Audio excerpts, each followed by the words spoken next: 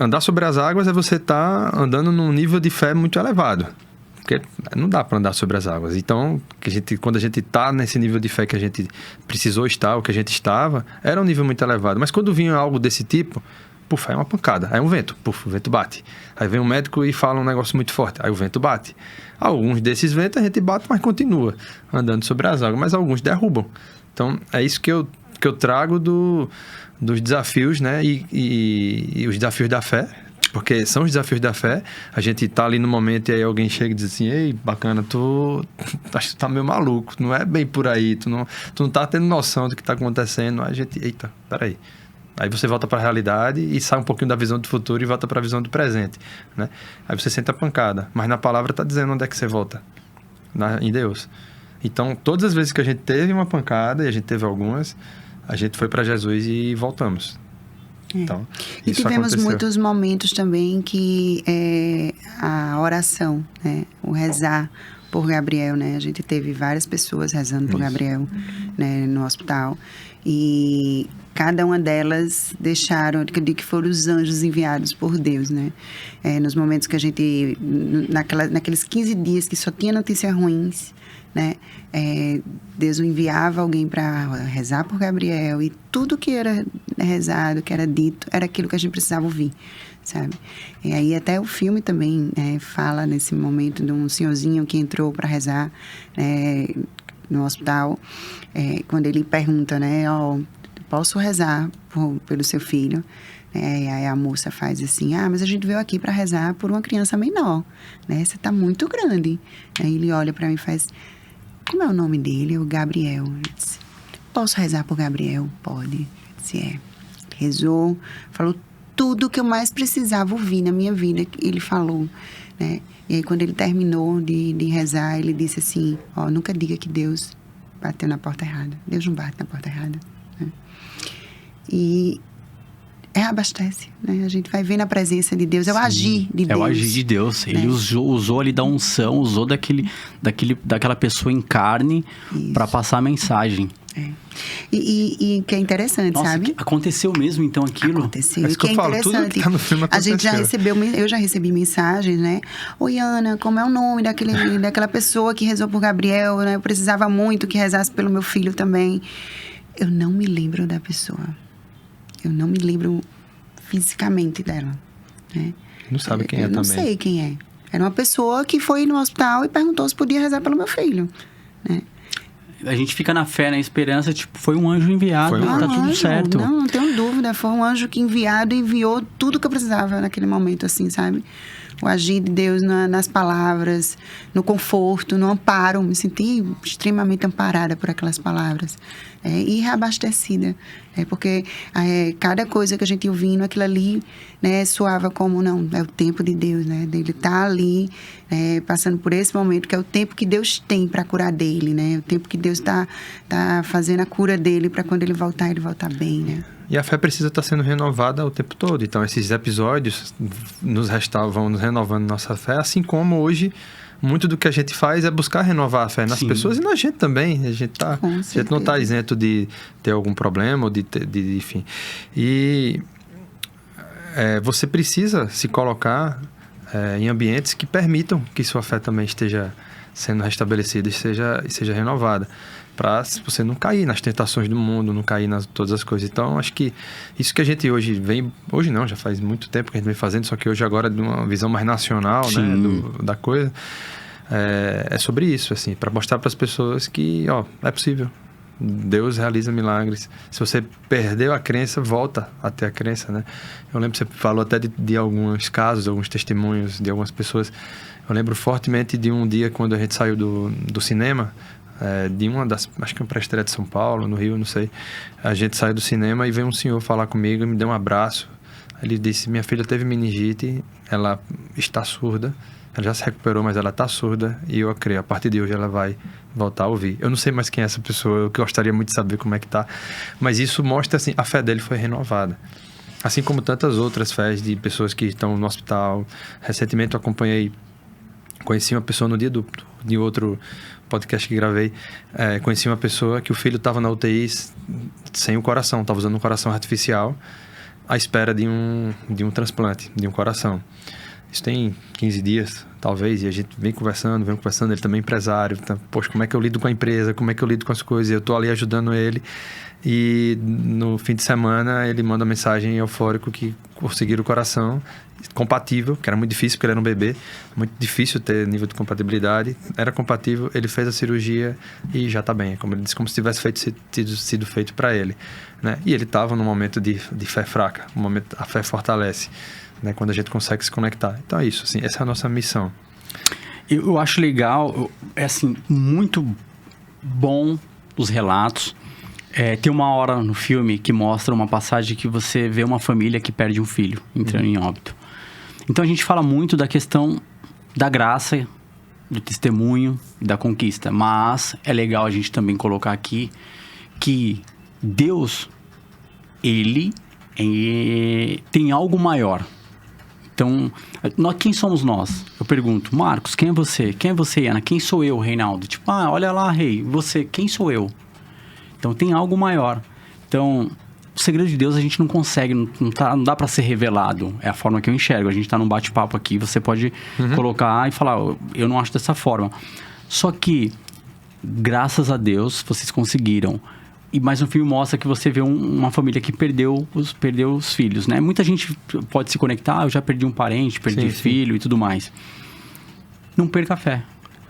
A fé, o milagre, na verdade, ele age diferente em cada pessoa. Bom, eu poderia contar N casos. Ontem a gente estava conversando com uma mãe que tinha perdido uma filha, né? Perdeu dois filhos, na verdade. E ela contando que hoje ela dedica a vida dela a ajudar outras pessoas e outras mães. Vai que Deus queria isso dela e ela é muito grata pelos 17 anos que ela teve a filha com ela, e isso era um milagre ela ter tido a filha por 17 anos. Se a gente consegue perceber os milagres que Deus realiza na nossa vida, a gente vai perceber que mesmo nos problemas, no final, em algum momento, Deus estava ali nos preparando para também estar sendo usado, para poder estar levando a mensagem dele adiante, desde que a gente nos permita usar. Desde que a gente se permita, de fato, viver o milagre que Deus tem para a vida da gente, né? Eu sei que é duro, eu não ia pedir nunca que Deus realizasse esse milagre na minha vida, isso a gente não quer de ninguém, né? Na verdade, mas como você falou, Deus é Deus. Eu gosto de dizer que Ele é bom o tempo todo. Se a gente não está percebendo, é porque de repente não chegou no final. Ou seja, se a gente se movimenta mais, deixa caminhar um pouquinho mais, que você vai conseguir perceber como Deus é bom, por mais que agora você não esteja percebendo. Meu pai sempre ele fala comigo desde pequeno, assim, o segredo de Deus, só Ele sabe, não tem como a gente tentar e colocar a mão. É justamente você traduzindo dessa forma. Então, aquela mulher foi usada justamente para seguir uma missão aqui na Terra, de melhorar outras pessoas, de melhoria, de se levar a palavra. E outras questões se a gente falar em espiritualidade, o que aconteceu em outra vida, a gente não sabe. Eu não sei, você não sabe. Ou a pessoa veio para ensinar você a ser uma pessoa melhor. Sim. Sem missão nenhuma, mas você se tornar um ser humano melhor, porque lá na frente você poderia ser um ser humano pior. Ou passar para outras pessoas que, olha, valorize o seu dia. Eu perdi um filho, então valorize o seu filho, respeite, não agrida, não bata. Assim, eduque, mas não seja violência contra as crianças. Enfim, você tem outra vertente que você pode trabalhar. Sim. É o que você colocou aqui, Marcos, que eu acho fenomenal, que tem que ser falado. Sim, perfeito. Concorda comigo nesse ponto? Totalmente. É a forma que eu enxergo, né? Não, é isso. É isso. Assim, a gente às vezes se soa... eu, durante muito tempo, eu soava que quando eu falava, Gabriel é um milagre, eu soava um pouco prepotente de minha parte. Eu digo, caramba, como eu sou digno de receber um milagre? Será que eu sou digno, né? E não tem isso de dignidade. Quando você percebe que Deus faz milagre todo dia, que Deus faz milagre toda hora, e que o milagre que Deus realiza na minha vida é diferente daquele que Ele realiza na sua, na dele, na das outras pessoas, aí você precisa perceber e diz, cara, Deus realizou este milagre na minha vida para que a partir dele, porque todos os milagres de Deus foi para que a partir dele outras pessoas pudessem crer mais, ter mais esperança. Deus fala isso na Bíblia. Propagar, né? Propagar a palavra de Deus, né? Ele nos pede que a gente conte as coisas. Ele pede para contar. Então... Não é porque eu tô na sua frente, não, tá? Quando você entrou, eu já atendi você, recebi ali na porta e tal. Eu já senti uma energia muito boa. Obrigado. Tipo assim, um cara independente de... A gente não fala de atmosfera de empresário, dinheiro, status. A gente fala de seres humanos. E a gente tá falando de milagre. Então eu senti isso. O Marcos antes do Gabriel ser diagnosticado e o Marcos hoje. A Iana eu vejo que é uma pessoa sempre tranquila, sempre... Mas você transitando pela sociedade, na questão de gestão, você falou em números funcionários. O Marcos é uma outra pessoa depois dessa fase? Totalmente, completamente. Assim, eu não me julgo. Quando a gente fala de transformação, a gente sempre pensa que a fase anterior era uma pessoa ruim, né? Carrasca, não, ruim não. Não é que eu me julgasse sendo uma pessoa não boa. Mas eu desenvolvi alguns modelos mentais, assim, algumas coisas que eu comecei a enxergar e que me fazem ver a vida de um jeito muito diferente, né? Valorizar coisas que são realmente importantes para mim. Por exemplo, as pessoas falam muito de como é que foi a relação com os filhos, como é que a relação hoje, porque eu tenho filhos adolescentes, 2 filhos adolescentes. Hoje nossos filhos, eles fazem questão de estar conosco. São adolescentes de 17, de 20 anos, mas no sábado, pai, vamos ficar juntos, vamos jantar, pai. Não é normal, assim, no mundo de hoje, a gente não vê isso acontecer com tantas famílias. E as pessoas perguntam, mas que privilégio você tem de ter seus filhos? Só que aí volta alguns anos para trás. Quantas e quantas vezes eu deixei de fazer o que eu queria para estar fazendo o que eles queriam? Não é que eles mandam na casa, mas é o fato de, assim, o que é importante para eles e eu vou me colocar na situação de fazer o que eles querem. Quantas e quantas vezes fui para aniversário de criança com meus filhos? Quantas e quantas vezes eu fui acompanhar num jogo, na questão do colégio, em coisas que a gente não dá importância muitas vezes no dia a dia, mas são esses os momentos que a gente vai formar a nossa relação com os nossos filhos. Então, antes eu talvez não pensasse assim, antes eu estava no trabalho, meu foco era trabalho. Talvez eu tinha meus momentos com eles, mas eram momentos que eu gostava. Então eu tenho um pouco de egoísmo. Eu vou fazer porque eu gosto, não é necessariamente porque eu estou fazendo por ele. E depois de um tempo... Doar, né? Doar. Depois de um tempo eu percebo que hoje nossos filhos estão todos na igreja, mas a gente vai para a igreja, eles estão seguindo um exemplo, eles não estão seguindo o que eu estou pedindo, eles são pessoas boas, nós somos pessoas boas, então, eles vão fazer o que você faz. Então, um pouco disso, né? Não que eu tenha intencionalmente buscado chegar nesse lugar, mas intencionalmente eu busco fazer coisas boas por todas as pessoas, todos os dias, há muito tempo.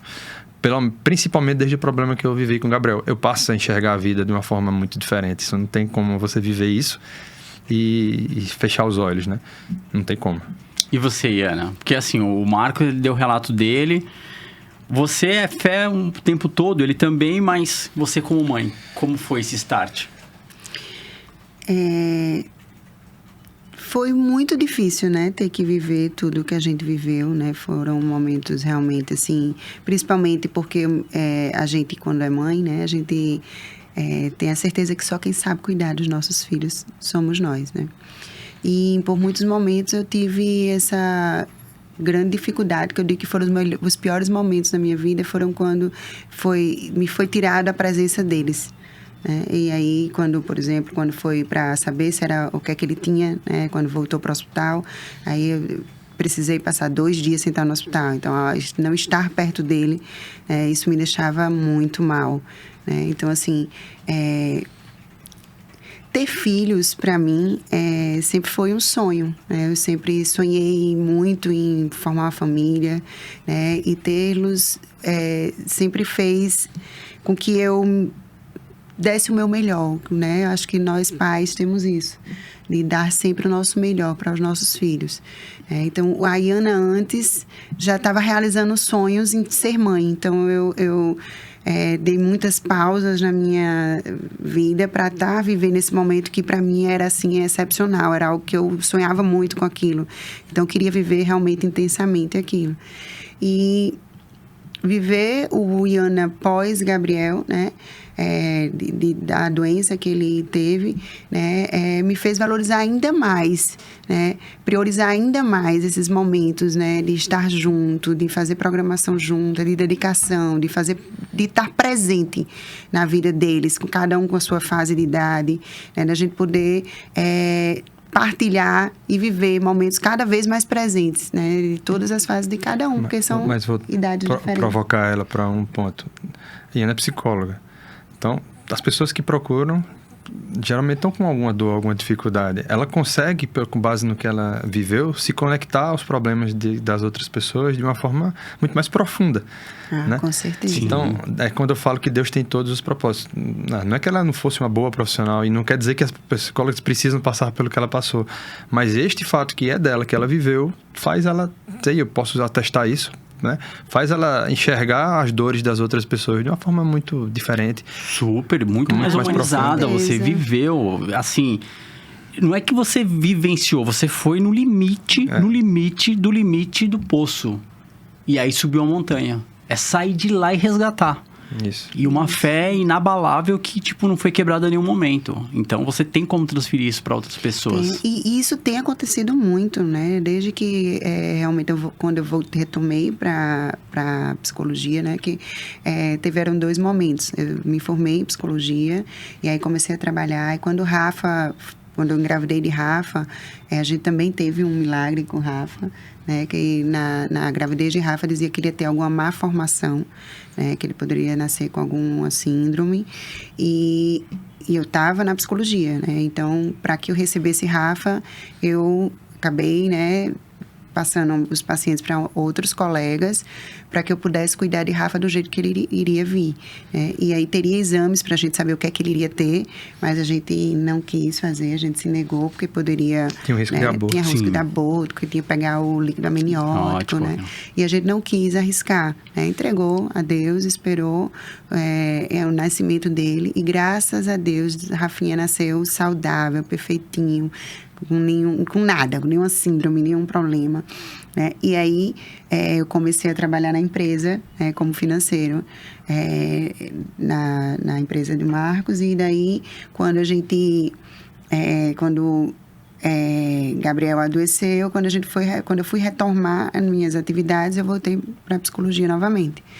E aí, assim, desde então, eu tenho essa sintonia, essa conexão, né, entre as minhas vivências e as vivências das pessoas, porque lá no consultório você não vai... você trata as dores, sim, né? E essa conexão de dor para dor, né, teve essa sintonia perfeita, sabe? A gente viver o que o outro está vivendo, sabendo que você viveu na pele aquilo ali, né? Então, faz imensa diferença. Davi, foi programado? Foi. Foi. Os irmãos pediam muito, né? Os irmãos pediam muito. A gente entrava no quarto, tava os dois lá, rezando, Papai do Céu de joelho. Papai do Céu, bota o neném na barriga da minha mãe. E você queria menina no começo? Porque tinha 2 meninos, você falou, veio uma menininha. Ou você falava assim, não, deixa... A gente sempre fala assim que seria legal vir essa outra menina, não, mas não mais nada que... Porque como meu desejo era ter um time de futebol, então tanto faz. Assim, pra você, tranquilo. Tava tudo bem. E a Ana já queria uma quedinha, tipo uma menininha, né? 2 meninos. Eu sempre achei que era o segundo, né? Eu sempre dizia assim, era um menino, foi Gabriel. Ele, quando foi Rafa, eu disse, eu acho que era menina, né? Eu ficava com aquela expectativa, porque lá da minha família sempre é casal. Sempre a maioria dos filhos são 2 filhos e um casal. Então, eu sempre tive aquela ideia, né? Quando eu tiver filhos, eu acho que vai ser um menino ou uma menina. Mas aí, quando o Rafa foi menininho, aí eu já ficava, não, então eu acho que é melhor. Agora vamos fazer o time de futsal, né? Porque já tinha 2 meninos, ia ser mais divertido para eles, né? E como eles ficavam, né? Bota o neném na barriga da minha mãe, né? E quando foi para escolher o nome do menino, todo mundo já achou logo, já ficava, né? Então, foram eles que escolheram o nome Davi, né? O Miguel foi mais a gente, porque eu queria muito ficar com os 3 arcanjos, né? Tá. E aí, a gente colocou Davi e Miguel, mas realizada por ser mãe. Parou no terceiro, parou. Tá bom, né? Foi muita emoção no terceiro. Não, tem que tomar cuidado com o Marcos. O Marcos deixar e falar, não, vamos montar um time de futebol.